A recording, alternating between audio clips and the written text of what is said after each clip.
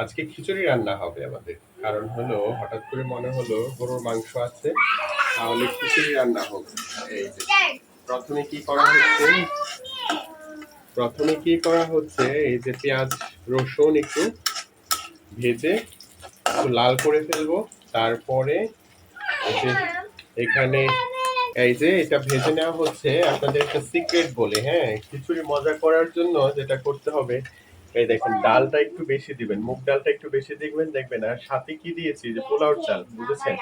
Normally খুদের খুদের ভাত করার কথা ছিল, কিন্তু সেই পর্যন্ত আমরা না গিয়ে মনে করলাম যে আমরা খিচুড়ি করে ফেলি।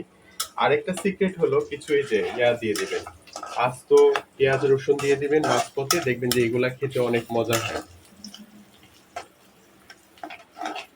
চলেন আমরা এখন ভেজে নিই, তারপরে আবার দেখাবো।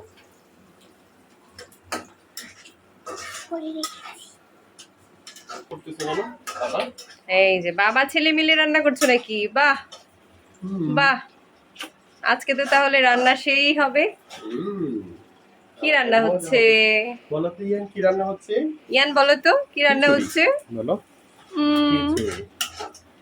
তার মোবাইল দেখতে পাচ্ছেন, এই যে দেখেন, যখন একটু লালচে লালচে হয়ে যাবে এই সময়টা একটু মাঝখানে ফাঁকা করে কি দিয়ে দিবেন জানেন? একটু জিরা, আস্ত জিরা। এইটা জানেন, একটু যখন এই যে ফোটাও শুরু করবে, এটা যে কামড়ে পড়লে কি মজা লাগবে। আস্ত জিরাটা দিবেন, তারপরে এই দেখেন হয়ে গেছে। কারণ প্রথমে দিলে এটা হয়তো কি একদম পুড়ে যেত। ওই দেখেন এখন এই যে চালটা যেগুলা ছিল ডাল ধুয়ে রাখা, সেগুলা এখন এখানে এই যে ধুয়ে রাখা জিনিসগুলো একটু দিয়ে দেওয়া হলো। ধুয়ে রাখলে হয় কি, এটা একটু নরম হয়, হ্যাঁ, পানিটা ঢুকে। ভেজে নিয়ে মশলাটা দিব।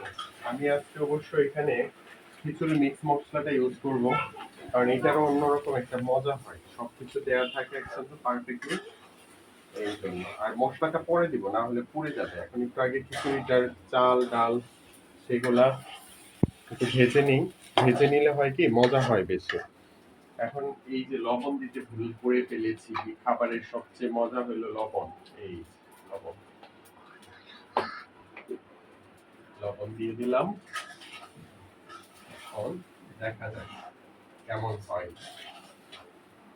আজকে টেস্টিং করবে কে? ইনি করবে, ইয়ান করবে, আর ইয়ানের আম্মু আম্মু করবে। আমি তো রান্নাই করছি, ঠিক না? বাবা রান্না করছে কি বলেন তো দেখি। এই যে দেখেন, বাবা খিচুড়ি রান্না করছে।